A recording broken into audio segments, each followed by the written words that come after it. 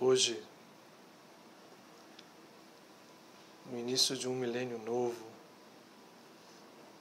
na contagem do tempo que utilizamos no Ocidente, cada vez mais, de maneira impressionante, vamos tomando consciência dos graus de conexão em que a vida se expressa. No nosso pequeno planeta, muito menos do que um grão de poeira, numa vizinhança galáctica, sem falarmos da própria galáxia de 400 bilhões de estrelas, num universo que a nossa ciência estupefata hoje cada vez mais admite de ser um entre muitos outros, incontáveis, este, por sua vez, com estimadas 400 bilhões de galáxias. Em nosso pequeno planeta, essa poeira cósmica, tomamos aos poucos e mais consciência do grau de conexão e de expressão escalar que isto que hoje nossos sentidos estupefatos, estendidos pela aparelhagem que a ciência hoje nos concede, contemplam. Todo o universo se expressa, nos revelando pouco a pouco um sentido de unidade, de escala, de expressão única, de essência única, de todos os fenômenos que compõem aquilo que chamamos vida e o que não entendemos como vida. A consciência esplende como algo mais ignoto e misterioso. Por mais que isto seja paradoxal, pois vive em nós, aqui estamos nós. Seres viventes que têm consciência de si próprios, que possuem memória, que expressam pensamentos, emoções e que compreendem ou não aquilo que se nos apresenta como essa espetacular e desafiadora criação. Em alguns momentos, podemos nos quedar oprimidos pela grandeza, mas em outros, o nosso ego, que ainda iludido, trata de diminuir todas as concepções, as órbitas dos nossos próprios entendimentos parciais, minimiza e nos faz restringir a vida, aquilo que se passa não apenas dentro dessa poeira cósmica em que vivemos, mas reduzindo e reduzindo e reduzindo. A maioria dos 7 bilhões de seres que andam enfeixando um conjunto de vibrações e de partículas, aqui chamamos de corpo, com o que nos identificamos por completo, a maioria de nós restringe o seu mundo a pouca distância de si mesmo e dos seus mais próximos, e assim leva a sua vida do nascimento, de onde não nos reconhecemos, até a hora em que deixamos. Num mistério, aquilo que chamamos de vida. Porém, se olharmos com olhos de entender a própria evolução da humanidade como organismo, como estrutura composta das diversas tradições, culturas que traçaram os rumos da história,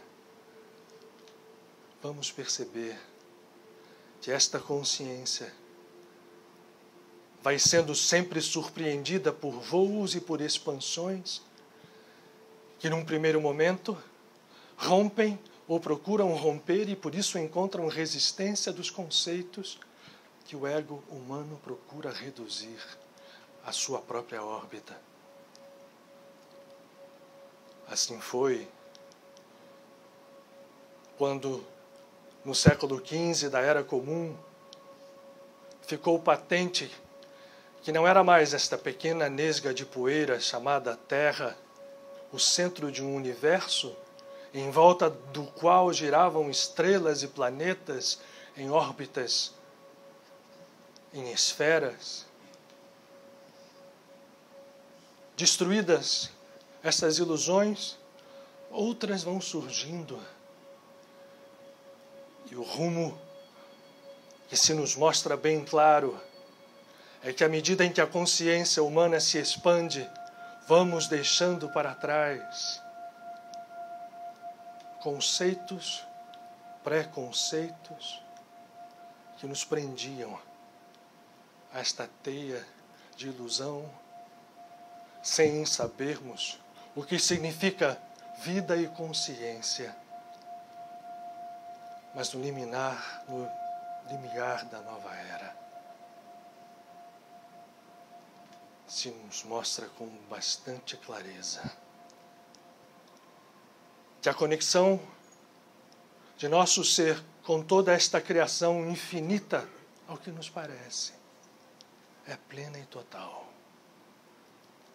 Isso nos faz inferir que, se temos consciência e se estamos conectados desde o átomo mais íntimo do nosso corpo físico a todo um universo que cada vez mais nos surpreende,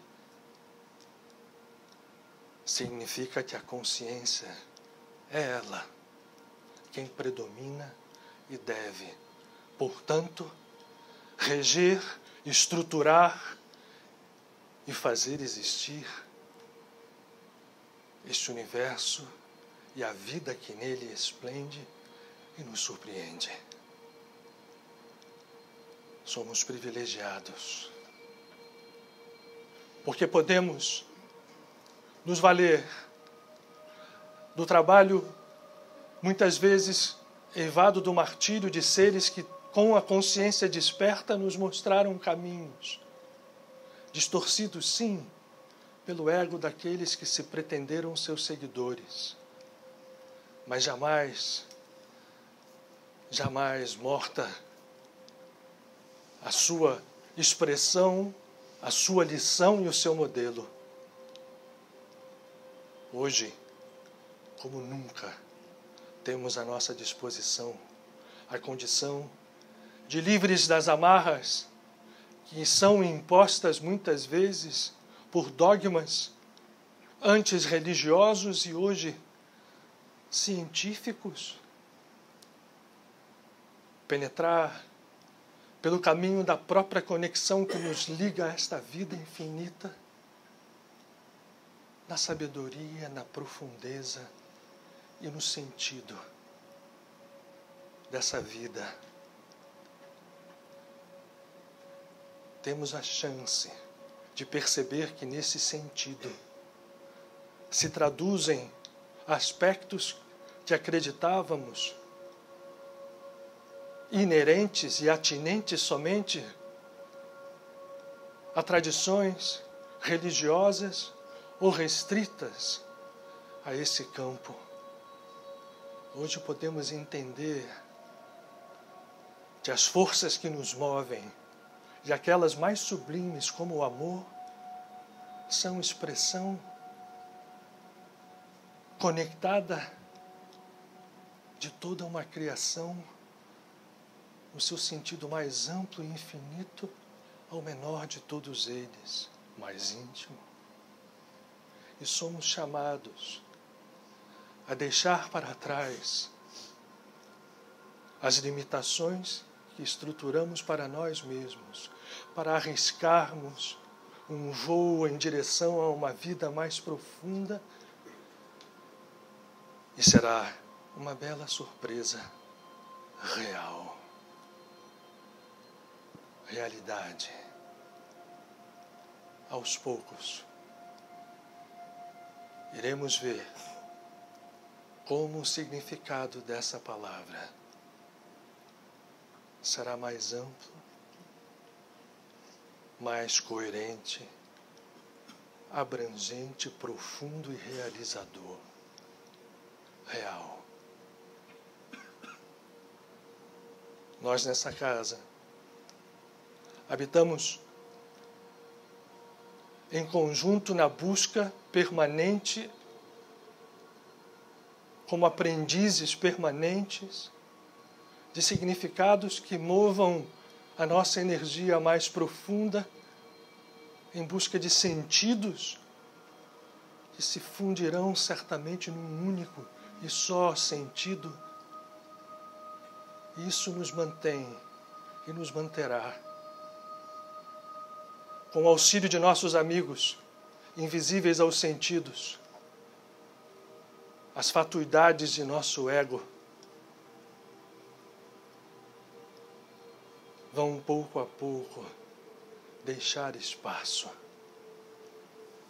ao significado profundo e inclusivo do eu, da centelha que nos conecta ao sagrado Criador que não podemos dominar, pouco a pouco.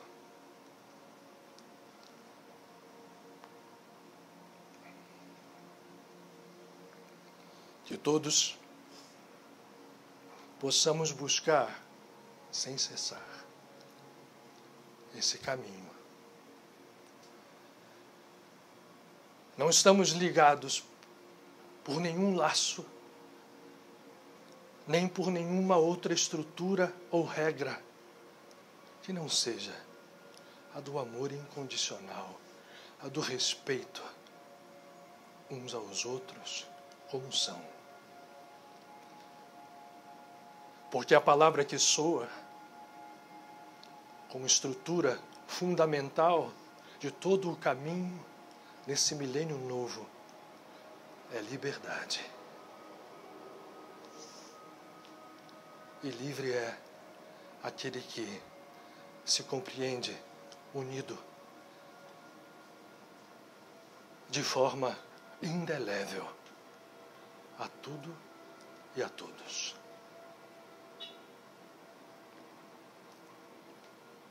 Que a paz seja convosco.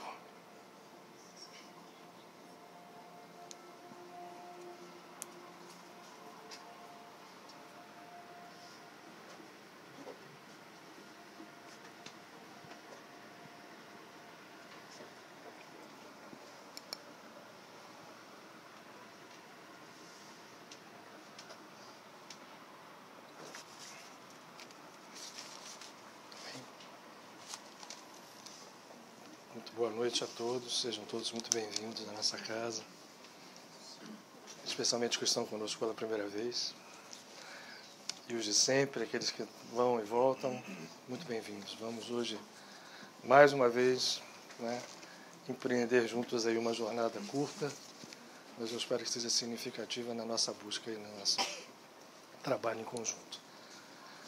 Nesse mês especial,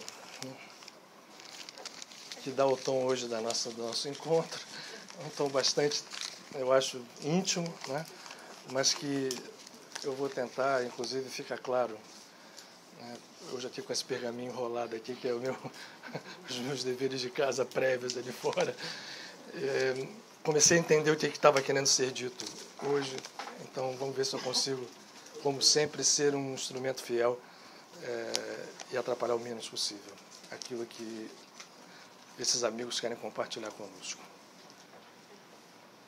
Hoje, esse tema de a face materna de Deus, entramos num mês que se fala disso. Eu fiquei, no momento que vem o tema, para mim é uma coisa que, para até elaborar, eu vou às vezes entrando por alguns caminhos de elaboração e que vão se mostrando depois nada a ver com o que o que veio, né, o que gerou esse propósito do texto do encontro de hoje ter esse nome. E aqui só hoje, aqui, né, é que ficou claro a forma que a gente pudesse abordar para que nós pudéssemos entender que essa história é muito mais ampla do que parece.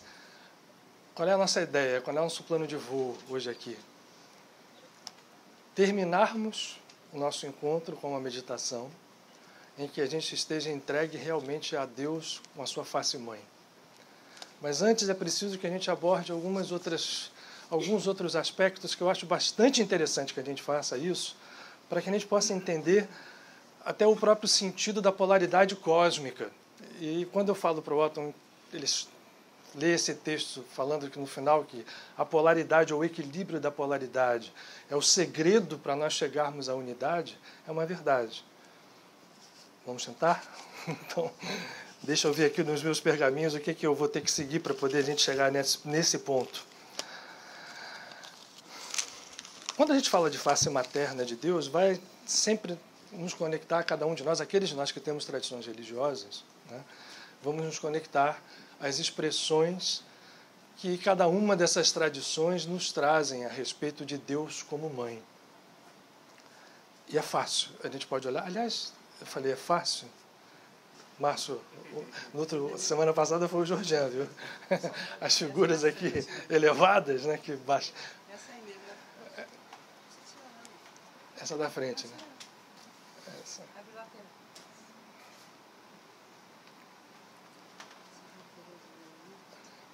Todas as tradições espirituais nos falam. É isso. De Deus como mãe, inclusive essa daí, está sendo desenrolada agora pelo Márcio. Expressa num esquema que a gente conhece como árvore da vida. Isso ficou muito restrito no Ocidente, né? Apesar de dentro do cristianismo católico ter aparecido a figura de Maria, isso ficou muito restrito no Ocidente em relação a Deus ser Pai, né? O Pai, o Filho e o Espírito Santo na Trindade Católica. Mas mesmo dentro do catolicismo, a figura de Maria aparece com uma coisa muito interessante, a gente não vai abordar isso agora. Mas o fato é, quando a gente fala da face materna de Deus, na cabeça de cada um de nós vem aquilo que nos conecta com as visões que cada uma dessas tradições espirituais nos faz. A gente vai ao hinduísmo, lá então o Vedanta, a cultura védica, né, que a gente chama de hinduísmo de uma forma errada. A cultura védica nos fala de Deus mãe de inúmeros aspectos, inúmeras expressões da divindade, né? A gente vai nas tradições no Egito, por exemplo, inúmeras expressões de Deus Mãe. Nas tradições da América pré-colombiana, a mesma coisa, né? Se nós vamos ao budismo, semana passada a gente aqui, né, tivemos um encontro falando sobre Buda. E quem lembra que quando a gente traçou aquela rápida história contando de como esse Buda específico, Sakyamuni, Siddhartha Gautama, né, histórico do século VI a.C., ele chega à iluminação, é descrito o processo de iluminação, quando ele, atacado por todas as forças que estavam tentando fazê-lo ficar preso ao seu ego, ele bate com a mão no solo e pede o testemunho da Mãe Terra, ou da face materna de Deus. Assim é na Kabbalah. Então, o que é isso? O que é Deus ser mãe? Nós temos um episódio, inclusive, triste dentro da tradição católica, não sei se vocês lembram disso, o Papa que sucedeu ao Papa Paulo VI, João Paulo I, numa das suas poucas, ele viveu 28 dias como Papa só, e numa daquelas falas que o Papa faz no domingo, ele saltou com a seguinte frase: porque vocês têm que saber que Deus também não é só Pai, Deus é Mãe também. Isso eu tenho certeza que se já havia motivos para despacharem ele para o outro lado da vida, esse foi mais um, né, que assinou ali, porque você chegar e dizer dentro da teologia fechada do cristianismo a respeito de um Deus mãe, isso fica como... E isso é muito claro, quer dizer, no catolicismo a gente ainda tem a presença da mãe de Jesus com esse... Nós vamos falar um pouquinho disso hoje, mas eu quero falar isso um pouco depois. Mas dentro das igrejas reformadas é quase um anátema, né? Falar de Maria ou falar de que Deus possa ter uma face materna, isso é uma heresia, né? Mas o fato é, a figura da mãe, ela surge de um processo que aos pouquinhos nós vamos entendendo como dando sentido a toda a criação. A figura da mãe compõe com o pai, principalmente quando eles se fundem para criar um novo ser, isso fica muito claro da gente entender, compõe uma unidade a partir de uma polaridade que se combina numa harmonia. Essa polaridade, no momento em que ela se funde, dá origem a um novo ser, fica claro para nós de que essa história existe para que ela aconteça. Afinal de contas, nós todos aqui estamos, nesse momento aqui, encarnados, vestindo um corpo físico, porque houve esse encontro de polaridades entre nosso pai e nossa mãe. A figura materna, portanto, ela pode ser despersonalizada, entre aspas, ou trazendo esse conceito mais amplo, até aonde o nosso pensamento possa ir em relação à concepção de que em que universo vivemos, como este universo é estabelecido, e hoje a nossa ciência, principalmente as ciências físicas avançadas, nos dão suporte à clareza de que esta polaridade é, na verdade, o sentido básico que move toda a estrutura que nós entendemos como criação, como vida, como universo. Né? Tudo, absolutamente tudo. E isso vai ao conceito de dualidade. É interessante isso, e é por aí que eu queria começar. Antes que nós entremos no momento mais amoroso, mais emocional, de entendermos o que é a maternidade, e principalmente o que é a maternidade como face de expressão do nosso Criador. Mas eu queria navegar um pouco nessa área conceitual para a gente poder entender um pouco mais de como esse universo se expressa. Vocês estão vendo aqui? Cadê a minha canetinha, Claudinha? Eu gosto muito desse símbolo aqui. Eu acho que eu não preciso dizer para ninguém que esse símbolo é o Teiji, que expressa toda uma concepção filosófica que na China foi trazida por Lao Tse. E Lao Tse foi o taoísmo, como a gente chama taoísmo, mas na verdade eu não gosto de ismos nenhum. Né? Na verdade ele não criou taoísmo nenhum, ele apenas estruturou o seu conhecimento a partir de uma expressão fonética chamada Tao, em que ele diz com toda clareza que o Tao é absolutamente inconcebível. Se equivale ao vazio budista, se equivale ao Ain ou ao nada cabalista. Mas é inconcebível e se chama nada, e se chama vazio, não porque ele seja ausente de sentido ou de significado. Num paradoxo fantástico, o tal, ou o vazio, ou o inominável, ou o nada, o Ain, é tal plenitude, tal indefinição, incapacidade de que nós possamos construir um conceito a respeito disso, que a única coisa que nós podemos dizer é o que ele não é. E, portanto, ele não é nada. Mas esse não é nada é mais do que qualquer todo que nós possamos imaginar. Esse é o tal, mas o que me interessa bastante aqui, depois a gente vai ver as equivalências que existem entre todas as tradições, é o desenho, é a forma brilhante, conceitual como foi expresso isto. O tal, portanto, é algo indefinível, e dele emanam, como diz lá no Tao Te Ching, que é o livro básico dessa visão que se chama de taoísmo, dele emana o um. Vejam como é interessante, porque o Tao não é o um, ele é tudo. Mas na expressão de existência do Tao emana o um, do um o dois, do dois o três e depois as 10.000 coisas. Quando nós falamos que do um vai o dois, vejam esse desenho aqui. Né?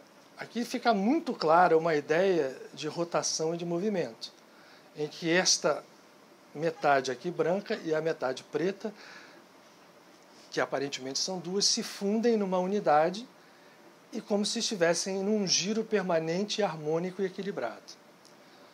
Vejam que, para dar prova para a gente do que está se falando, no seio aqui no meio desta metade branca tem um círculo negro e no meio da metade negra tem um círculo branco. Como a gente entendesse que isso aqui, se fosse transparente, por dentro aqui, por debaixo disso, estariam o preto e o branco, os dois transformados em algo que a gente não consegue definir, desculpem. Isso é o Tao. Estou contando essa história toda porque quando a expressão do tal se manifesta ou existe como uma dualidade, surgem imediatamente os conceitos de polaridade, portanto, são dois polos que se unem por atração, e na tradição taoísta, todo mundo já sabe isso hoje, né? Está cansado todo mundo de saber que aqui é uma força positiva, expansora, e aí tem todas as características de definição, aquecedora, movimenta, chamada Yang, e aqui uma outra, e aí vem a palavra que a gente deturpa na nossa forma de definir as coisas, principalmente aqui no Ocidente. Nesta outra daqui vem uma estrutura negativa, não no sentido de ruim, mas de atratora, de estruturadora, de úmida, de fria. O que está querendo se dizer isso? Se a gente imagina que expansor é uma coisa de altíssima vibração, úmido e frio é aquilo que vai estruturando algo, dando vamos lá, substância tangível, visível. Yin. O Yin e o Yang são polaridades que se fundem num movimento perpétuo e harmônico. Esse é o sentido básico ou inicial da criação perfeita emanada do tal. O problema é que a gente... Se me acaba a luz disso, né? Tem que apagar aqui. O problema é que, de fato, a nossa vida ela se expressa como se fosse isso aqui. Essa polaridade perfeita está quebrada. Então, o Yang vai para lá, para o seu lado, o Yin vai para esse, e essa mistura, essa desorganização inicial é que se expressa como toda a criação que nós temos hoje, visível como universo físico, em que a polaridade é entendida como base, mas nós vemos esta polaridade se expressar muitas vezes de forma desarmônica, principalmente quando esta escala vem chegando até nós. O que a ciência descobriu aos poucos e está cada vez sendo mais surpreendida por essas descobertas desde o século XIX? E esse processo de polaridade que surgiu, foi começando a entender quando se descobriram as forças elétricas e depois as eletromagnéticas, porque o magnetismo foi sendo fundido conceitualmente com a eletricidade aos poucos, e que havia um conceito claro de polaridade. Para saber um circuito elétrico, para se poder haver movimentos, você precisava de um polo positivo e um polo negativo. Um polo emissor, onde houvesse um potencial, e um polo que gerasse daquele potencial uma corrente elétrica, um movimento. Esse processo que lá atrás, no século XIX, começou a ser entendido para a ciência, foi sendo cada vez mais aperfeiçoado, até que hoje se entende tudo na criação como movimento dessas forças polares. Por que eu estou dando essa volta grande, aparentemente, para falar do mês de maio, que é o mês da face materna? Espero ser coerente com vocês.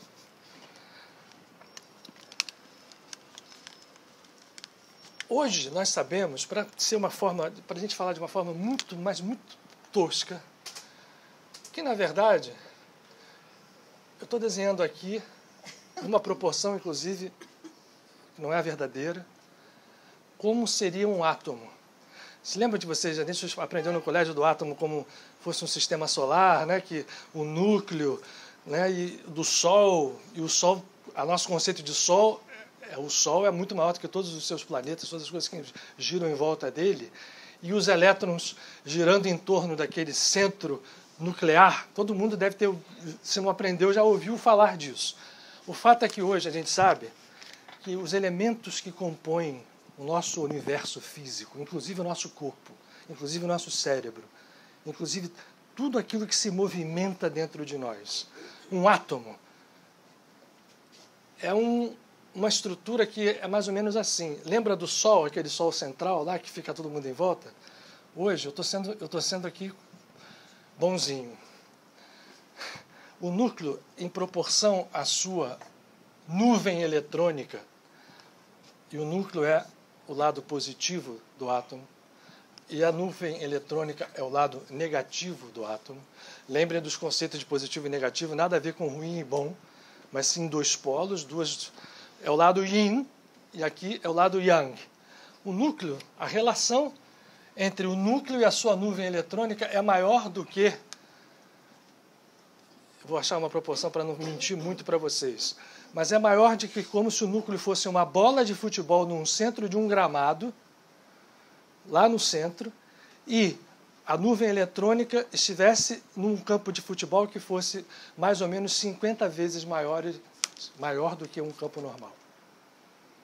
Então, o que nós estamos falando é o seguinte: esta nuvem eletrônica que gira aqui em torno do núcleo, que aparentemente era aquele sol poderoso, na verdade, e aqui cada vez mais a ciência encontra surpresas, mas a gente não vai entrar nesses detalhes hoje aqui, porque a física quântica mostra que todos os conceitos que a gente pensa, e ela mesma, cada dia, ela se renova em termos conceituais, mas o fato é, esta nuvem eletrônica aqui é que dá a sensação para a gente de que existe matéria. Na verdade, quando eu bato aqui nessa mesa e faço esse barulho, o que está acontecendo lá no íntimo, e todas as vezes que a gente tem algum tipo de interação com a vida, é de que os elétrons que estão trafegando aqui nessa nuvem eletrônica, que é um vazio em relação ao núcleo, é a velocidade deles, é a forma como eles vibram que dá a sensação de solidez. E na hora que eu bato aqui é porque o elétron, que é negativo, não se funde com o negativo. Ele vai se fundir, vai se polarizar com o seu oposto dual, o positivo. Quando eu bato aqui, por que eu bato aqui? Os elétrons se repelem.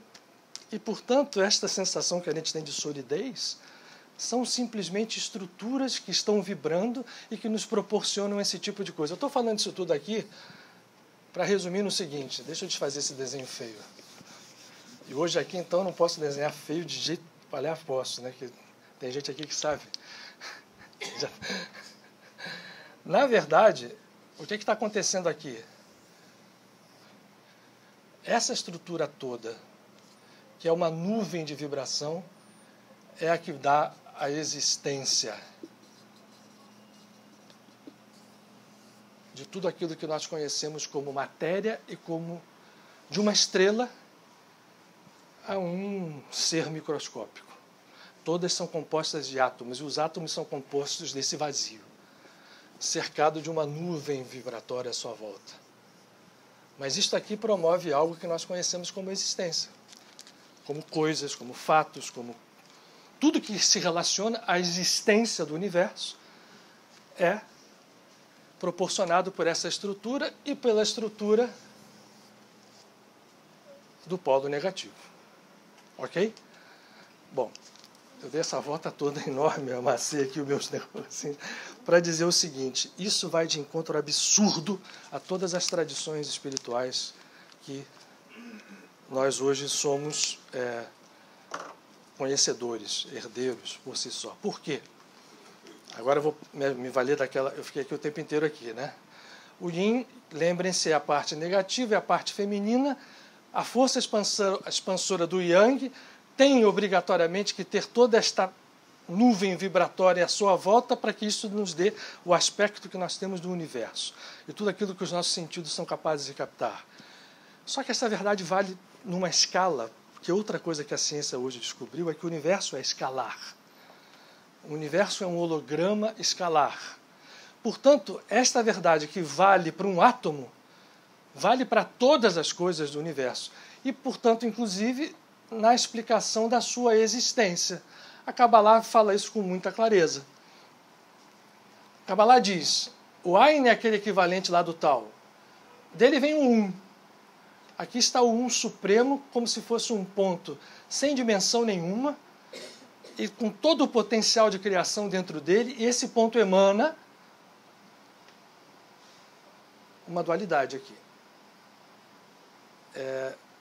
Eu não sou machista a ponto de dizer que o Pai que está aqui, que a semente emana primeiro do que esse que está aqui. Eu acho que as duas coisas são simultâneas. Mas esta fusão, a partir do Um, é que vai dar a origem a tudo aquilo que nós chamamos, aí eu vou botar essa palavra no plural, de universos. Porque hoje a ciência admite isso, mas todas as tradições espirituais Ali atrás estão vários ícones hindus que falam muito claramente, estão cobertos pela Kabbalah, mas depois que a gente tiver, eu vou falar um pouquinho. Mas, claramente hoje, a gente tem, entendendo a ciência que mostra que a polaridade é um fundamento de toda a estrutura universal, e entende que haja muitos universos, que a gente tenha um processo que vá se desenrolando em escala até, no caso da Kabbalah, essa última figura que está aqui embaixo, acho que a pilha está acabando, ou o meu dedo está rompendo aqui alguns, até essa bolinha azul que está aqui embaixo, que é o equivalente ao nosso universo físico, não importa, eu aponto aqui. Esta bolinha azul aqui é equivalente ao universo físico, mas vejam como ela está espetacularmente ligada. Esse esquema aqui é fantástico. Numa linha central, aquele 1 lá de cima. O nosso universo físico é onde se desdobram todos os nossos dramas, onde toda a existência se manifesta, é fruto da fusão entre os dois polos. Agora vamos usar um termo mais carinhoso. Entre o pai e a mãe. Porque isso se reproduz em escala. No nosso nível, entre homens e mulheres. Entre homens e mulheres e entre nós conosco mesmos. Hoje nós já sabemos que todos nós temos essas duas polaridades dentro de nós. Temos o masculino e o feminino. Em equilíbrio, em movimento, e que isto é algo hoje que é inquestionável. E se a gente vai se valer da equivalência com as tradições espirituais, o livro do Gênesis, hoje a Bíblia não está aqui para dar um tapa nela, está ali embaixo, para a gente mostrar. O primeiro livro, o livro do Gênesis, ou Bereshit em hebraico, ele abre a criação naquela história que a gente aprende, né, no colégio, dizendo, no primeiro dia, o segundo dia, no terceiro dia, que são alegorias e são códigos muito profundos, que a gente tem que sair fora como uma casca de cebola para entender o que está lá no fundo. Ele diz assim, no sexto dia, e Deus criou o homem. A palavra homem é seguida da seguinte frase, macho e fêmea ele os fez. Ele o fez, desculpe. Ou seja, o primeiro ser criado era macho e fêmea. No segundo capítulo, isso é uma coisa que passa batido nos nossos estudos, inclusive teológicos, no segundo capítulo é que tem a história do Adão e Havá, de Adão e Eva. A Eva que sai da costela de Adão é um outro processo. Eu não quero me basear nisso aqui para vigiar o nosso horário. Mas o fato é que o primeiro homem a ser criado é isto aqui. Está dentro dessa polaridade equilibrada, dentro desse equilíbrio dinâmico, compondo uma unidade, portanto. Porque a dualidade, quando se movimenta, e à medida em que esta velocidade vibratória da dualidade vai crescendo, ou seja, diminuindo a frequência, aumentando a velocidade da luz, não existe em termos cósmicos, né, a ideia de que ela seja o parâmetro, ela é o parâmetro formador da matéria física, como a gente conhece, mas as velocidades extra, a velocidade da luz, compõem os outros universos.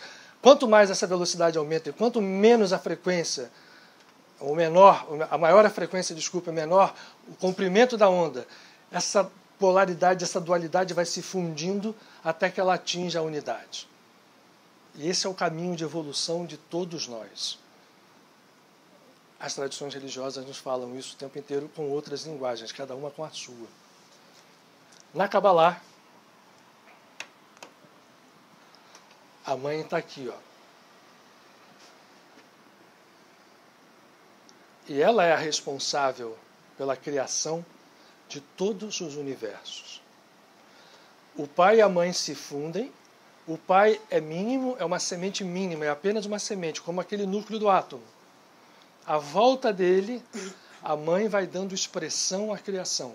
Ela é o útero cósmico, que ao mesmo tempo é aquele que, ao gerar, estrutura toda a criação à sua volta. Portanto, não só para a Kabbalah, como para todas as tradições orientais, a face materna de Deus é o primeiro contato que nós, que estamos aqui embaixo, temos que ter para chegarmos ao entendimento da unidade.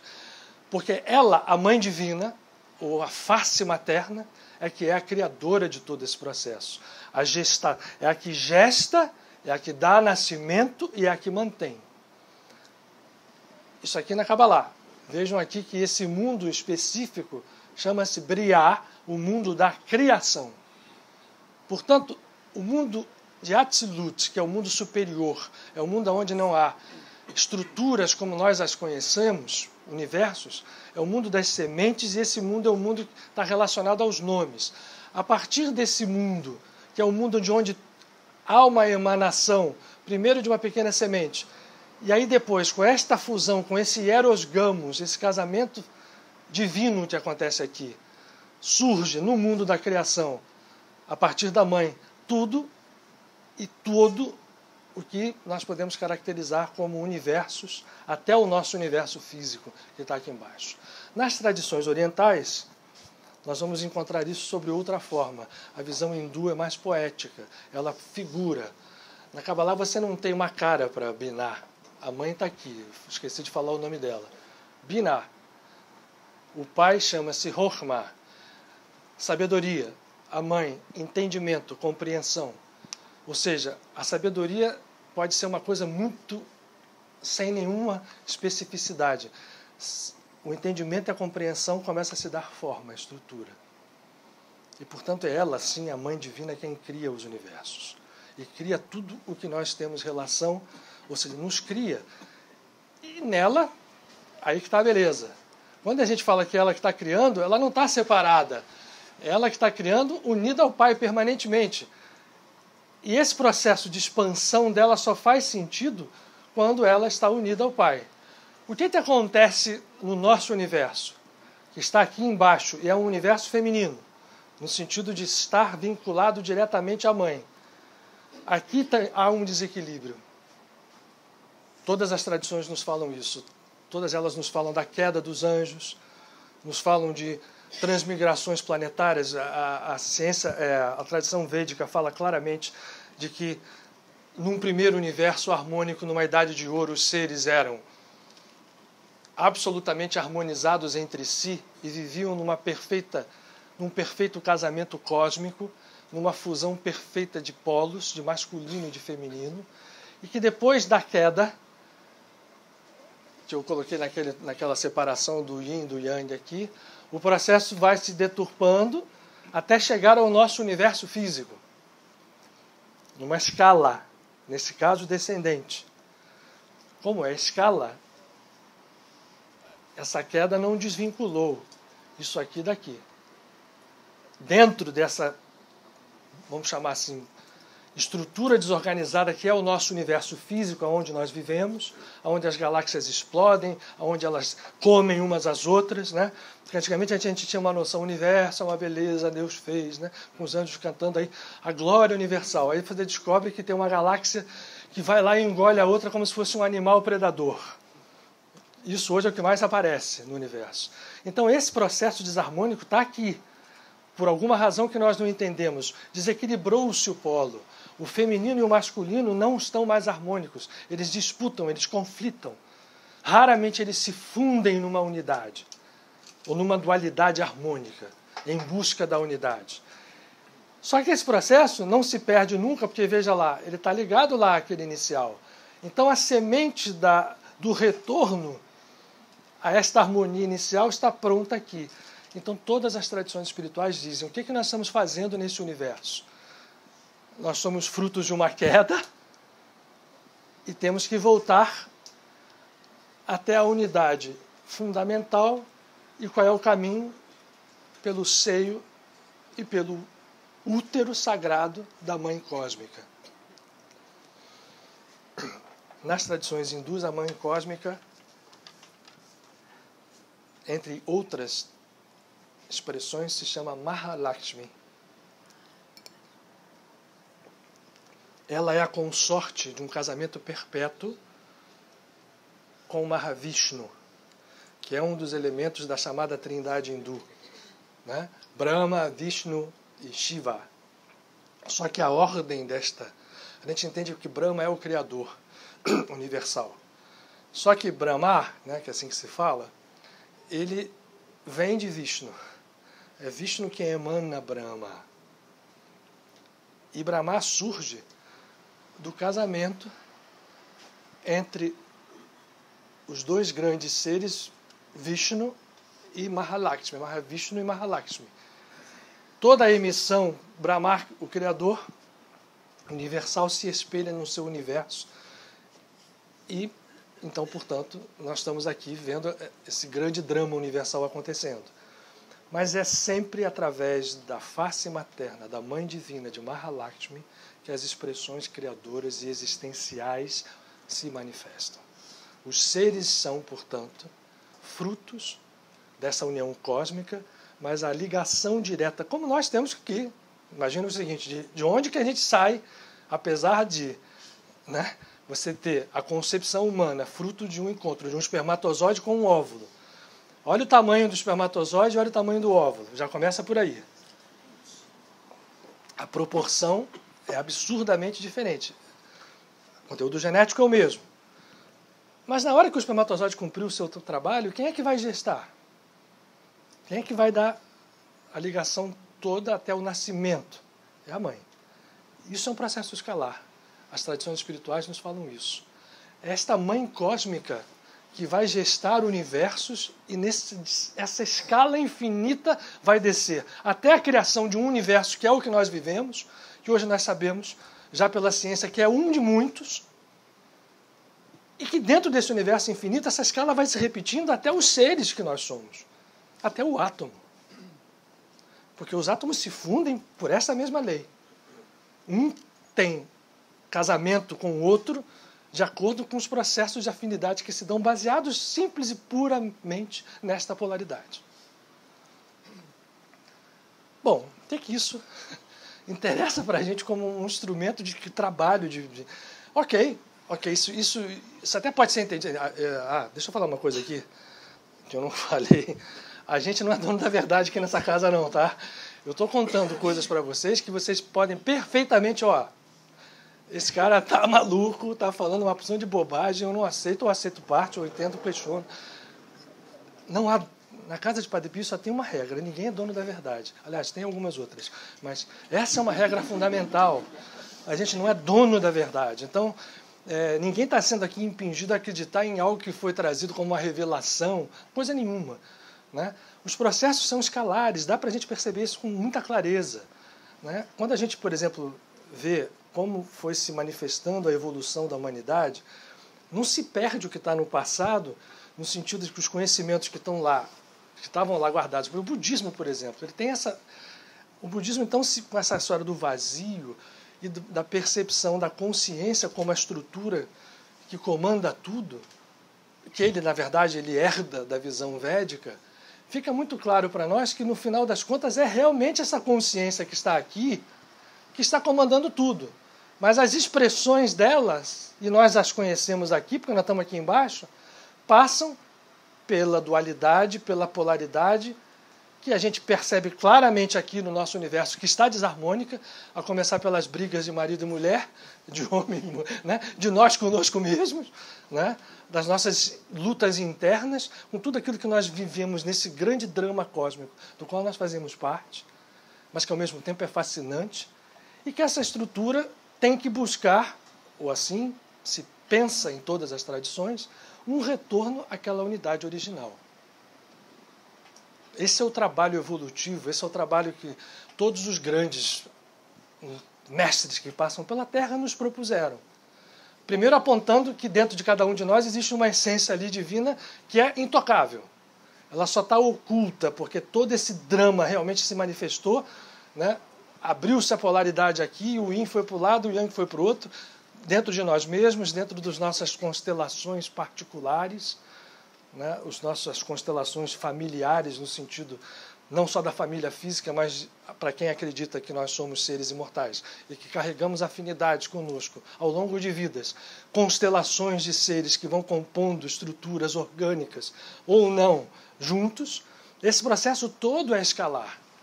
E a conexão disso, o que faz com que essa história se funda, a essência dessa polaridade, a gente aprendeu um nome para ela, um nome também deturpado, chamado amor. o amor é a força que faz essa história retornar ao seu movimento original. Um sentido profundo para essa palavra. E é interessante como a semântica das diversas línguas nos fala exatamente dessa relação de amor com algo superior aos conceitos que nós temos muitas vezes de amor. Quando a gente vai olhar só pelo campo do ego, né, esse ego, quando a gente chama de ego aqui, é para tentar nominar aquele ser que originalmente estava aqui unido e se partiu. Então a gente chama de ego, é o Adão que foi expulso do paraíso, o Adão e a Havá, e Eva. Saem do paraíso, que era aquele estado de harmonia, não tá morrendo a pilha. O estado de harmonia original, ele sai desse estado para entrar numa emanação e numa completa dissolução dessa unidade aparente, porque no final das contas a ligação está lá, você não perde. E esse processo que os hindus chamam de lila cósmica, de drama cósmico, ele vai se reconstruindo à medida em que nós vamos despertando ou redespertando a nossa consciência. Buda dizia que ele não se iluminou. Buda falava que ele apenas acordou. Ele preferia muito mais essa denominação. Não é iluminar, ele acordou para entender o seguinte: caramba, eu estou aqui pensando que a coisa é uma e a coisa é outra. Vamos trabalhar dessa outra forma. E todos os grandes avatares nos mostram que quando esse despertar ocorre, nós entramos em outra faixa de existência. Por isso eles realizam atos que parecem para nós sobre-humanos. Por isso são capazes de lidar com a matéria física, e aí às vezes isso é taxado como milagre, porque curas acontecem, movimentos fora do padrão do entendimento de como essa relação física se dá acontecem. Mas é porque eles compreendem isto aqui não só no conceito, eles compreendem isso como algo que é absoluta realidade, e mergulham dentro disso. E, ao fazerem isso, são capazes de expressar a sua existência de uma fronteira muito mais ampla do que nós. E isto tem consequências na velocidade do retorno à origem, tem consequências no fato em que nós, ao entrarmos dentro desse processo, somos capazes de fazer determinadas mudanças na nossa própria estrutura de vida. É isso que é nos proposto por essa. Quando um avatar, quando chama avatar, quando um mestre desses acordado tem uma determinada expressão da sua vida e traz um determinado ensinamento, não é para criar uma religião à sua volta e ser adorado num altar. Ele traz um modelo, um mapa operacional, no sentido de dizer, olha, tudo isto aqui que está acontecendo acontece porque a vida é assim, portanto as forças que estão disponíveis a nós são essas. A gente não usa. A gente deixa elas de lado por viver na ilusão. Agora vamos falar um pouquinho do mês de maio. Eu falei a palavra ilusão. E a face materna de Deus tem esse aspecto. Aqui, eu dei um descanso para ela, ela fica um pouquinho mais forte, né? Aqui, nesse aspecto aqui, vive um grau de ilusão muito grande, onde nós perdemos a ideia inicial desse chamado hieros gamos, o casamento sagrado, das polaridades, tanto dentro de nós como de nós com os outros. E o mês de maio tem tudo a ver com isso. Lembrem lá que a gente fala, repete aqui, tem gente que está pela primeira vez, de que essa história de universo escalar, de universo holográfico, né? Quer dizer, holografia, tenho certeza que vocês sabem o que é holografia, né?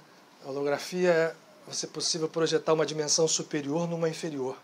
Eu posso pegar um objeto tridimensional e jogá-lo numa superfície de 2 dimensões num papel e ter a percepção de tridimensionalidade naquela estrutura bidimensional. E assim, escalarmente. E a holografia diz: o todo e a parte estão conectados. Então eu não consigo pegar uma holografia e reproduzir uma parte dela. Se eu pegar uma holografia e for a sua essência original, que são interferências de 2 raios lasers, a holografia mais básica, eu não consigo pegar uma holografia de um objeto e conseguir fazer... Por exemplo, se eu fosse tirar uma holografia do Padre Pio aqui, eu não conseguiria jamais em uma holografia reproduzir só a cabeça do Padre Pio. No momento em que eu pego a parte da holografia, que eu acredito ser a cabeça do Padre Pio, e faço e refaço o processo inteiro, vai aparecer o Padre Pio inteiro. E eu posso cortar isso em pedaços e vai aparecer o Padre Pio inteiro, e vai aparecer o Padre Pio inteiro. Só vai perdendo um pouco da acuidade, né, da precisão da imagem. Mas o fato é que nós vivendo num universo escalar e holográfico, nós estamos absolutamente conectados o tempo inteiro com esse processo que lá em cima é muito bom e que aparece aqui embaixo para nós com muita desarmonia. Então o que a gente tem que fazer? O que um mestre diz para nós, ou todos eles? Façam um caminho de volta. E esse caminho de volta, e aí é quase uma unanimidade. Alguns olham, por exemplo, Jesus falou muito da face paterna desse casamento. Mas ele fala muito da face paterna no sentido de trazer para perto esta face paterna. Porque vejam o seguinte, a face materna, se ela já era, né, vista como algo... Porque assim, vamos lá, depois eu já chego lá. Como algo que era misterioso, mais ainda era essa face paterna, até pelo tamaninho dela, como semente. E Jesus traz mais para perto esse Abba, como se diz em hebraico. Mas ele não deixa de jogar a face materna para a gente olhar, quando naquele último, e tudo é código, lá no momento lá da cruz em que ele vira para o apóstolo dele, João, e diz assim, e Maria, sua mãe, estava do lado. E ele fala, mãe, eis o teu filho, filho, eis a tua mãe. Isso é um código absolutamente profundo em relação ao entendimento de que ele estava deixando claro que a face materna divina precisava ser trabalhada. Bom, mas isso é muito mais claro do que no cristianismo, nas tradições orientais, como a gente falou. Mahalakshmi em casamento com Vishnu. Nós temos Parvati e Shiva. Né? A gente tem Brahma e Sarasvati. Há diversas expressões dessa união. E há essas expressões dentro das próprias pessoas. Então, esse processo de polaridade se unindo e compondo o universo, ele não obedece necessariamente à nossa estrutura como a gente determina dos sexos, mas ele é um processo que vai mais fundo e dentro de nós mesmos é preciso que isso se faça, independente da nossa expressão sexual, qual seja ela. O processo de unidade passa lá por dentro. E ele tem a sua face materna, vou voltar a repetir, como o processo mais visível para nós.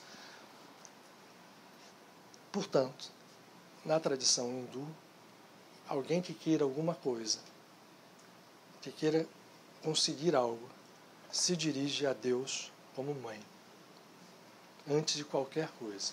Nós vamos encontrar grandes devotos da Mãe Divina entre os santos hindus. Aqui temos a foto de dois. Eu sempre acho que o Ramakrishna está aqui, né? Está lá embaixo, mas o Ramana Maharishi está ali, ao lado do Pierre.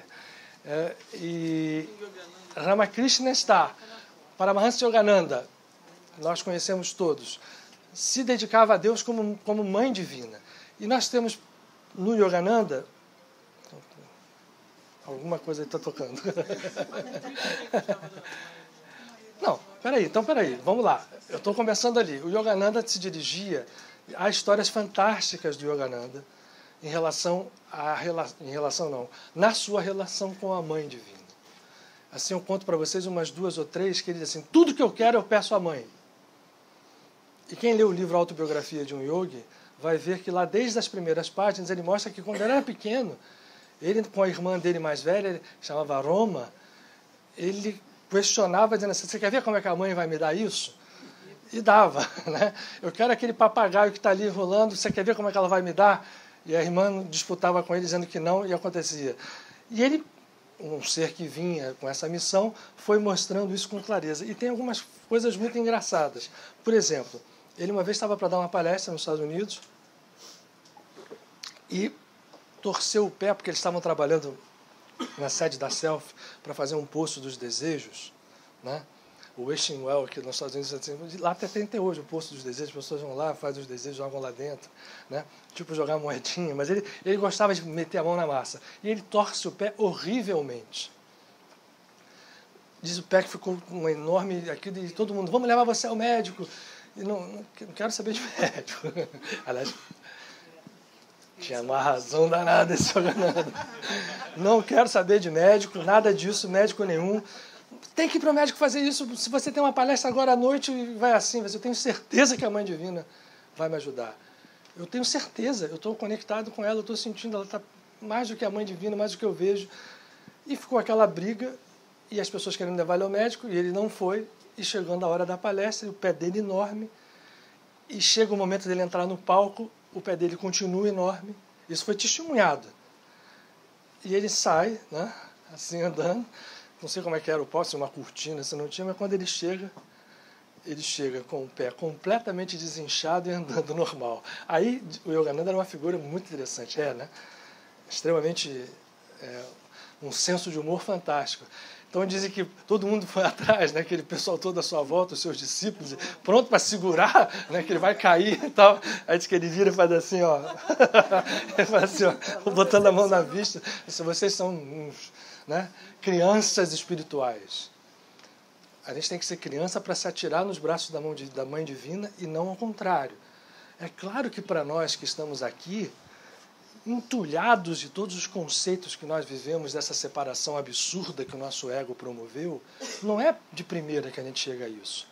E mesmo que a gente aceite o conceito para transformar isso em realidade na nossa vida, não é de primeira, mas tem que fazer um exercício. Nós precisamos de Deus como mãe. Para fazer só um parênteses, não é que a mãe seja apenas e só a condescendência absoluta, não. A face materna é a face que exprime o rigor também. Em qualquer tradição espiritual. Aqui, Binar está numa linha com estruturas de rigor. A Mãe Divina, na tradição... Nós estamos resumindo a duas, né? Não fica falando de 500 mil formas da mãe e a gente não vai na ideia. Na tradição védica, a Mãe Divina Mahalakshmi pode virar Kali. E Kali, vocês já viram alguma figura de Kali pintada? Com a sua colar de caveiras pendurado no pescoço e a face destrutiva, no sentido Durga, por exemplo, que é uma face também voltada ao rigor. Mas esse rigor é um rigor que traz esse potencial de reunião. É como se ele puxasse de volta a polaridade yang ou masculina para perto dele, para poder reconstruir o processo. E às vezes para isso é preciso que você corte. Então, mas você, como diz o Yogananda, eu vou valer muito dele aqui, porque ele é um devoto da Mãe Divina, dos que eu mais conheço, né, de perto.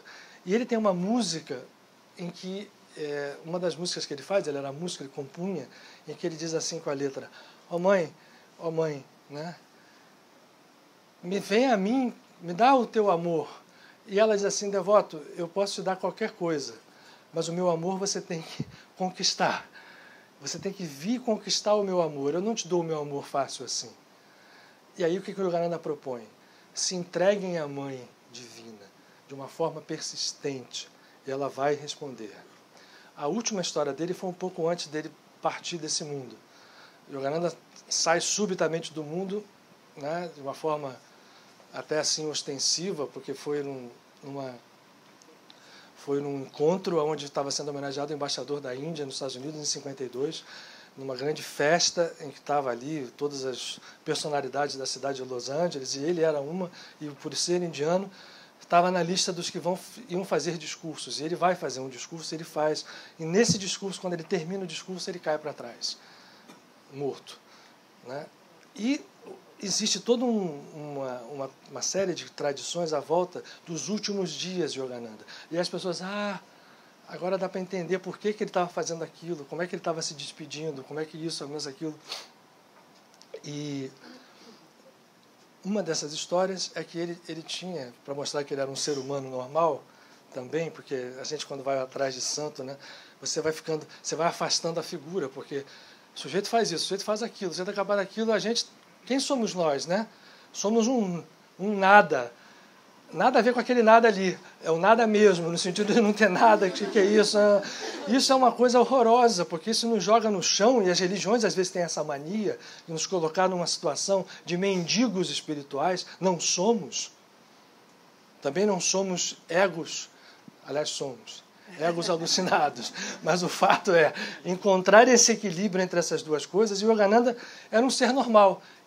E como ser normal, ele tinha paixão por água de coco. E naquela época não era fácil encontrar, não tinha essas águas industrializadas. E na Califórnia não tem coqueiro a dar com o pé, mas na Flórida sim. Só que para você, na década de 50, fazer alguma coisa chegar da Flórida à Califórnia, não tinha o que a gente tem hoje em termos de distribuição.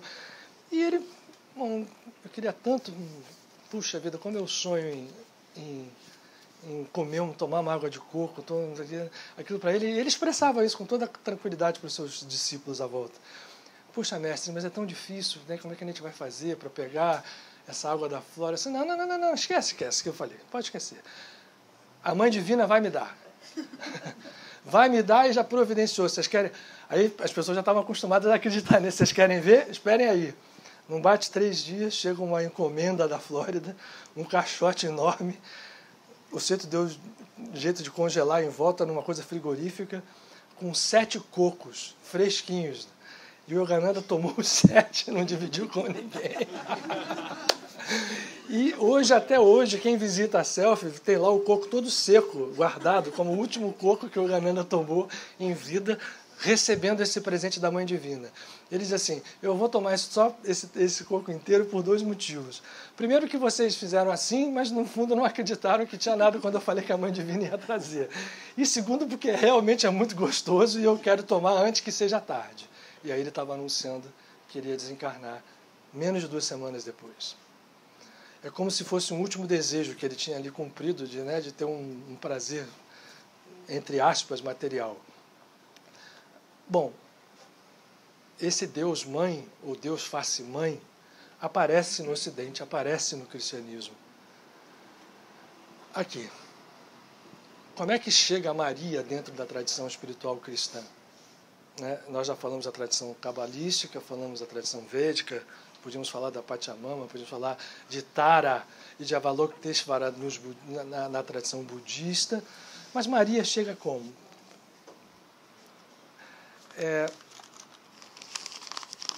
Quando o cristianismo surge, no primeiro momento, ele é vinculado estreitamente à tradição hebraica, né? Que, na verdade, essa tradição hebraica, principalmente a cabalista, era já universalista, a priori. Como outros grandes mestres contemporâneos dele, Jesus, tem outros mestres, que isso é uma coisa também importante. Semana passada eu falei daqui de um Meir Baal HaNes, o mestre dos milagres, que era contemporâneo, não, ele foi posterior a Jesus Cristo, mas no primeiro século da Era Comum. Mas havia contemporâneos, havia grandes cabalistas, e Jesus ele tem o que ele tem de diferencial é que ele traz isso de cara, né? Ele abre essa informação do poder do amor, do poder de cada um tem dentro de si, ele tira dos círculos fechados e joga isso como um rabi itinerante que vai ali demonstrar isso para as pessoas, provando isso que eu falei. Tem um domínio da consciência, tem entendimento perfeito do que nós somos. Entra nesse estado em que a matéria passa a deixar de ser o obstáculo que é para nós. Tudo que se relaciona à matéria, né? Dificuldades todas do mundo material. Ele entende o quê? Ele entende e nos propõe isto, como todos os mestres, que você não resolve problemas a não ser que você vá na fonte do problema. E a fonte do problema não está no mundo material. O mundo material é apenas um cenário restrito que as nossas consciências restritas veem e lidam. É como se nós vivêssemos num lago poluído. Como é que eu faço para consertar essa água? Posso criar 1000 maneiras para consertar, olhando só o lago. Se eu vou imaginar que é a fonte que alimenta esse lago, se eu posso ir lá e consertar lá, é como um copo d'água sujo, né? Se eu jogar água limpa, for na água limpa e trazer para aquela água que está estagnada dentro de um copo sujo, em algum momento ela vai ficar completamente limpa. As fontes de solução dos nossos problemas passam pelas energias e pelas forças às quais nós não damos valor, por não acreditar que elas existam. Mas se nós formos olhar na física, nós vamos nem acreditar que exista átomo. Porque o que existe aqui realmente é uma coisa tão imaterial. Portanto, as soluções dos nossos problemas, não é que a gente abandone os atos físicos, mas as sementes precisam ser trabalhadas. Jesus vai e mostra isso com toda clareza. Deixa essa mensagem do filho, eis a tua mãe, mas o cristianismo se estrutura de uma forma muito paternalista, muito masculina, muito sectarista. Os templários, no século XII, depois que a cruzada consegue conquistar Jerusalém, vão para lá. Era uma ordem monástica militar, que no primeiro momento vai com uma intenção. Chegando lá, eles têm contato com coisas que os surpreendem, com tradições espirituais sufis, cabalistas e mesmo budistas, porque o budismo fazia fronteira. Nessa época, o budismo já havia se expandido muito intensamente pela Índia toda e fazia fronteira com a Pérsia, os zoroastristas. Mas os caras chegaram lá e viram o seguinte: aquilo que eu aprendo na Europa como religião é um negocinho desse tamanho e a verdade é muito maior. E entenderam a história da face materna. Deus é mãe também.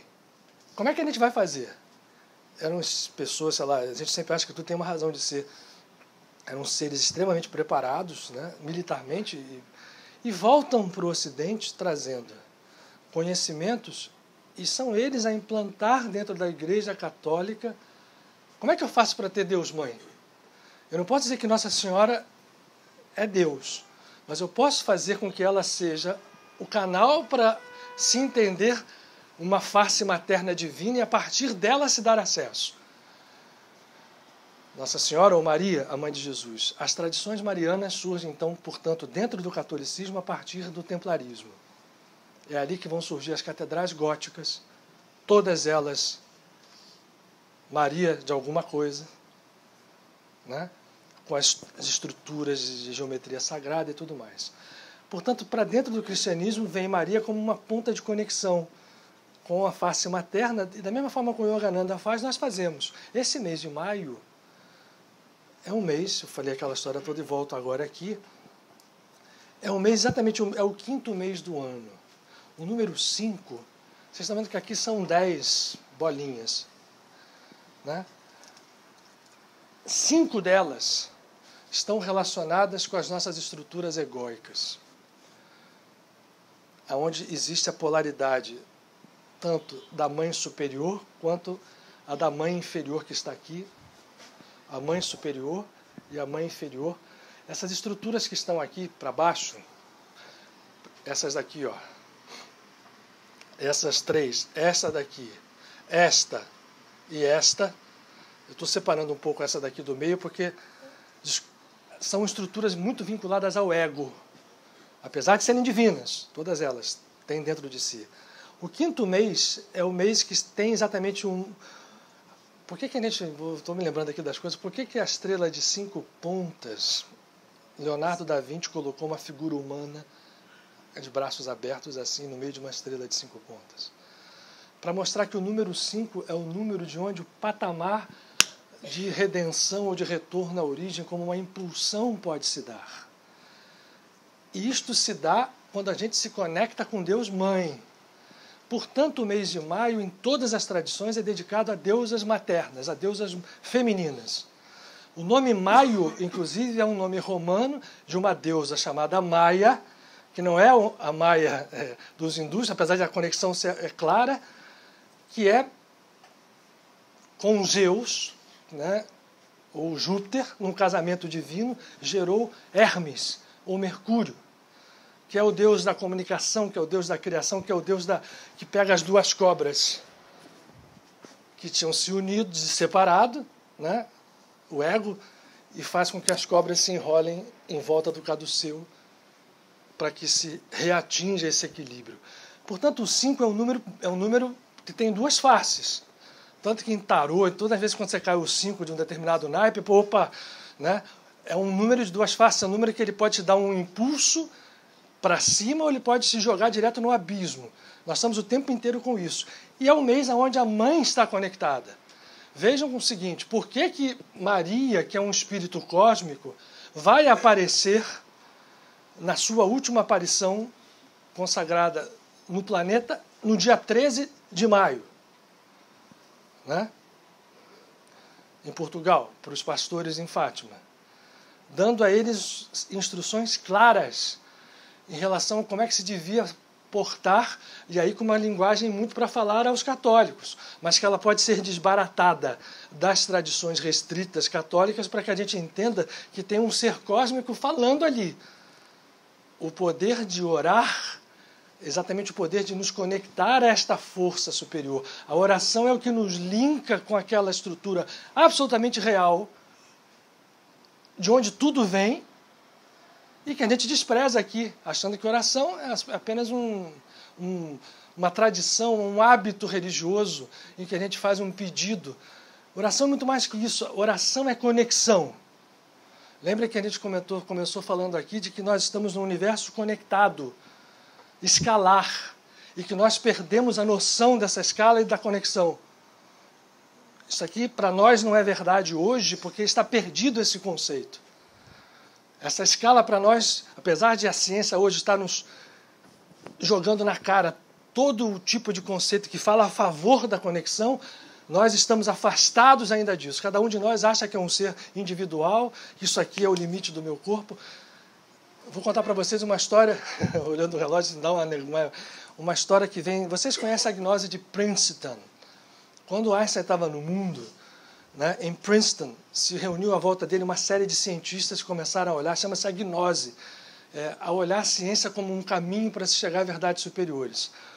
Um dos cálculos que foi feito, e é uma das coisas que virou um aforisma dentro do que foi chamado a gnose de Princeton, que mostra a conexão que nós temos. Naquela época nem se falava em internet, nem se falava em coisas que vieram depois mostrar como, né, tudo rapidamente se conecta. Hoje nós estamos tendo isso na prática, dentro da nossa prática de vida comum, física. Mas esse processo ele pode ser levado em escala a níveis muito mais altos de entendimento. E uma das coisas que se diz é o seguinte, por cálculos matemáticos absolutos, todos nós, quando fazemos isso aqui, respiramos uma golfada de ar, temos dentro dos nossos pulmões ao menos uma molécula que foi respirada por César quando morreu assassinado no Senado de Roma. Não estou falando... E a gente pode dizer o seguinte, é uma molécula que Jesus respirou quando estava... É tão grande e infinito esse mar que nós vivemos. Nós estamos conectados aqui, nesse exato momento. Se a gente tirar uma termografia aqui, né, da nossa situação, nós vamos ver aqui os nossos calores corporais estarem se cruzando. A gente está respirando o mesmo ar. Então, o conceito de conexão, ele é real, é claro. Agora, ele é muito mais amplo, é muito mais profundo. E quando alguém chega e diz, você vai lá e olha a conexão lá em cima para ela refazer o processo de conectar a origem, e ele apresenta isso, o instrumento é a oração, a gente aqui, olha, a oração é um negócio que ele inventa para rezar, faz o rosário e tal, mas oração é conexão. E ela trabalha naquele nível lá onde a água é purificada pela sua fonte, e não pelos métodos que a gente utiliza aqui, que dão muito mais trabalho. Se a gente traduz isso em linguagem mais comum, o karma é uma lei que fala da gente batalhar aqui embaixo nesse nível. A lei da consciência desperta faz com que o karma desapareça. Agora, a última coisa aqui, antes da gente fazer a meditação, é lembrar isso dentro ainda voltando à simbologia dos Vedas no Mahabharata, onde se conta uma história. Você veja como a mãe é criadora, ela é criadora. Vocês sabem que o Mahabharata é uma das epopeias sagradas da tradição védica, junto com o Ramayana, desculpe, Mahayana é o budismo, com o Ramayana, e que basicamente se conta a história de Pandus ou Pandavas e Kauravas ou Kurus, que são expressões dessa polaridade aqui. E elas em si mesmas também falam de expressões da polaridade. E os irmãos Pandus ou Pandavas, não por coincidência, são 5. E eles são todos casados com a mesma mulher, Draupadi. Draupadi é a mulher dos 5. Isto tem uma simbologia absurda em entendimento de como a Mãe Divina, uma das expressões da Mãe Divina é Draupadi, como é Kunti, que é mãe também, enfim, de outros, mas na mitologia ou na cosmogonia hindu, a mulher é representada como uma força absoluta e criadora. E havia uma absurda harmonia entre os irmãos. Cada um deles era esposo dela, da Draupadi, num momento. E todos a amavam igualmente. Então esse processo simboliza conexões muito profundas com as polaridades masculinas e femininas e que aponta para quê? Quando eles conseguiram acertar, enfim, o drama do Mahabharata tem 18 volumes, com não sei quantas mil páginas cada volume. Então, você resume isso a algo que... Mas o fato é, isso tudo se acerta no final, quando esta harmonia se dá, eles encontram o paraíso. Todos eles, é o final do Mahabharata. Inclusive aqueles amigos lá maldosos, os Kurus. Vai todo mundo se encontrar no paraíso, o que é muito legal. Talvez seja a única escritura sagrada que deixe claramente exposto que o destino final dos aparentemente maus e bons, né, dos polos negativos e positivos, é a unidade. E não que alguns vão ser condenados ao inferno ou ao sofrimento e outros ao céu. Porque isso é dualidade também. E aí, voltando a Maria, em Fátima, num determinado momento ela diz assim para os pastores: rezem o rosário para que as almas não vão para o inferno e para que elas saiam do inferno. Isso aí, eu não sei como é que isso fica, isso não aparece em todos os escritos, fica escondido e ela se tira, leva todas as almas para o céu. Quando você fala leva todas as almas para o céu, que é uma oração que ela ensinou aos pastores, eu queria saber o que tem menos de todas. Todas são as que estão aonde? O inferno não são todas? Né? Todas tem que estar no inferno também, né? Leva todas as almas para o céu. Ela está dizendo ali, ó, as do inferno também. Então, no mês de maio tem essa história. E Maya, a deusa criadora, e que ela gera ilusão, não porque seja ilusão no sentido de inexistência, mas ilusão quando a gente cai aqui e acredita que só isso é a realidade. Esquece dessa outra realidade aqui. Maio, então, portanto, é um mês onde a gente tem o potencial absoluto, por isso esse mês com essa força, de conectados à Mãe, gerarmos um salto para nosso despertar. Seja pelo caminho que a gente quiser. Se nós formos mais afetos ao cristianismo, temos à nossa disposição Maria. Se formos afetos a tradições espirituais orientais, temos toda a série de expressões de divindade que a tradição védica nos dá. Se formos cabalistas, é o grande momento, né, de nós pensarmos em binar, porque essa história, né, quando cai em maio, e às vezes cai mesmo, um mês que nós estamos completando, não mês não, o período que nós estamos completando agora dentro da Kabbalah, que chama-se o período do Homer, são uma contagem de 50 dias a partir de Pessah. Esse período do Homer, desculpe, que Jesus foi, que na verdade o Pentecostes cristão é fruto de um final de uma contagem do Homer, numa festa que é chamada da Festa das Semanas, Shavuot. O que é o Shavuot? Shavuot é um momento em que a alma humana que está aqui faz esse movimento, chega aqui e se casa com Hashem, o nome, Erie, o sagrado. É o casamento da alma com Deus. Assim essa é a festa. no seu sentido mais profundo. Então, esse mês de maio é porque nós, dentro de nós mesmos, vamos nos casar conosco mesmos e vamos entender a fantástica expressão de vida da qual nós fazemos parte. Apesar de toda essa dor, esse sofrimento inteiro e tudo que a gente vê à nossa volta nos desestimular, o que a gente pode, a partir desse movimento de despertar, depois passar a ser capaz de fazer para a nossa vida e para a vida em sociedade? Porque não faz sentido, quando a gente entende isso, que a nossa vida seja só o nosso interesse. Ninguém deve despertar só para ser o desperto em si mesmo, né? E andar por aí flutuando. Enfim, vamos fazer uma meditaçãozinha de 5 minutos? Não? Olha, desculpa, gente, é tanta coisa, porque realmente eu que sou incapaz de passar.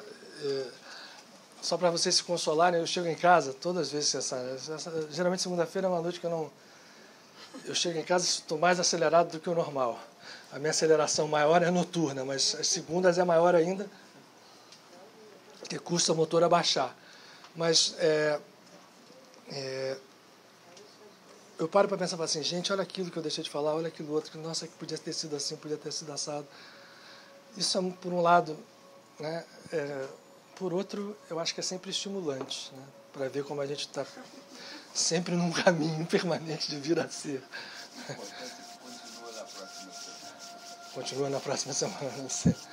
Olha só, vamos... há coisas que são muito práticas. Uma delas é fecharmos os olhos, darmos atenção à respiração e respirarmos de maneira ritmada.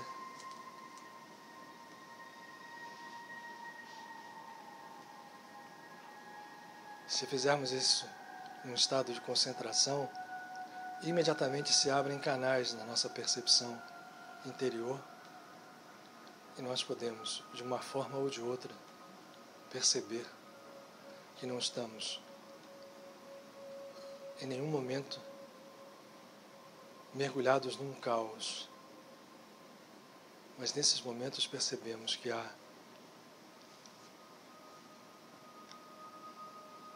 razão, significado e luz. À nossa volta, os nossos amigos que estão conosco aqui esperam ardentemente a oportunidade que nós venhamos a dar. E esse é um momento onde nós silenciamos, onde nós respiramos, percebendo que a respiração simboliza o movimento de todo um cosmos, expansão e retração. E a expansão, quando inspiramos, é o símbolo mais vivo do amor. E o amor, por sua vez, é a expressão completa e total da Mãe Sagrada.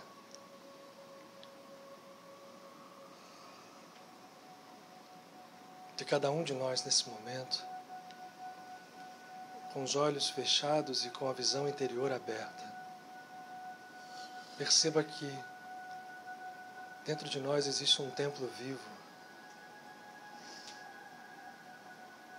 onde uma chama também viva brilha, ainda que oculta, mas nesse momento é possível que nós possamos senti-la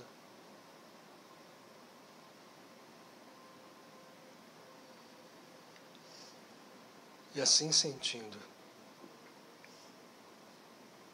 perceber que é ali que repousa o nosso lado feminino, nessa chama de amor incondicional que todos nós temos.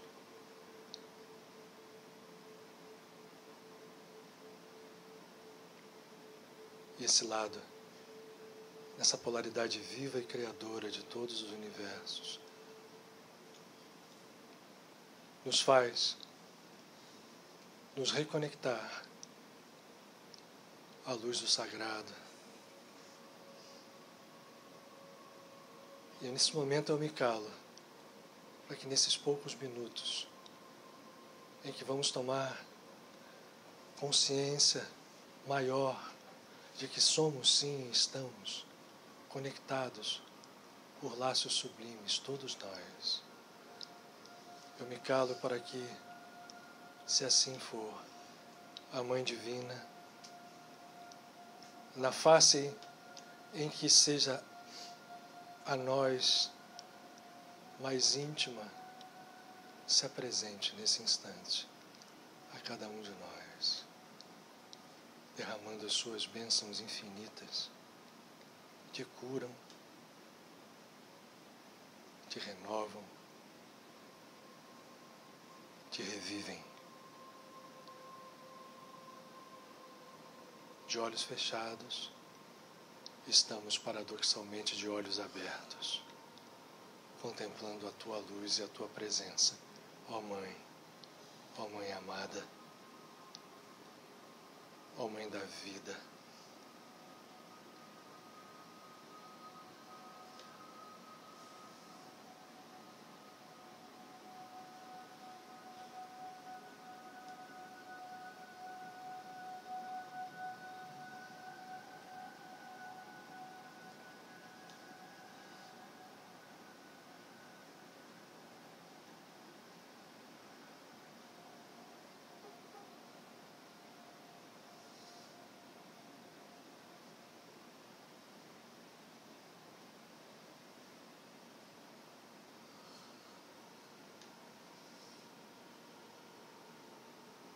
Como diz o teu amado Paramahansa Yogananda, quem diz que és escura, ó Mãe?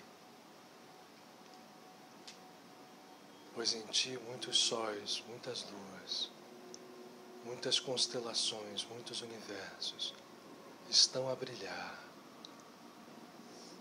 Que esse brilho nos tome por completo. Que nesse Eros Gamos, nós também, em profunda união, através de ti com o Pai,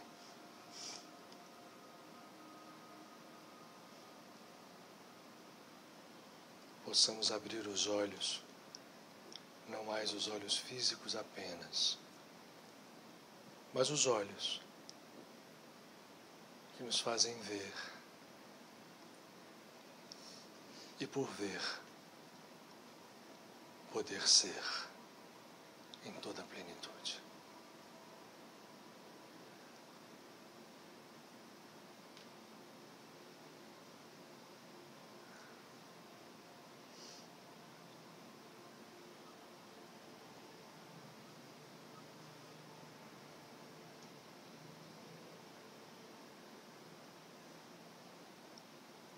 Os amigos que aqui estão, estendam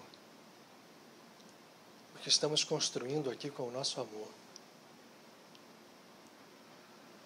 Àqueles a quem amamos, mas que possam antes levar, seja o que consigamos criar, com nossa mais profunda intenção, aonde o sofrimento, a inconsciência, a dor, sejam quais forem as suas expressões, se manifestem. Isso é possível e é real. Que nós possamos nos dirigir respeitando e honrando aqueles que são nossos adversários, quem sejam eles, mas que sejam eles também despertos. E que a batalha se dê não para destruir, mas para refazer o que está partido. E aqueles a quem amamos mais de perto, com um amor incondicional, nossos amados filhos, pais, mães, amigos, também recebam, para que nós possamos ser dignos de pedir por nós mesmos.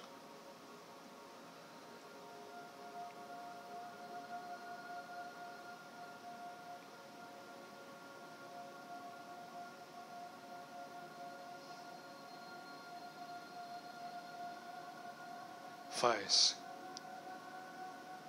que possamos acordar e acordados, despertos, sejamos também nós instrumentos do despertar. Dai-nos forças, dai-nos paz, e que o amor seja a expressão completa do nosso ser, hoje e sempre.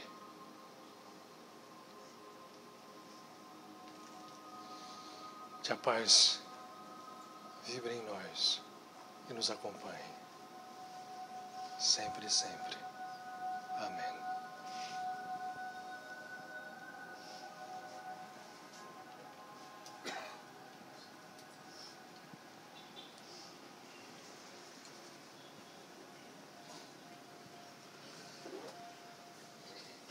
Obrigado a todos. Passamos um pouco, nem tanto, achei que fosse mais, mas desculpem qualquer coisa. Obrigado pela paciência e uma ótima semana para todos nós. Seja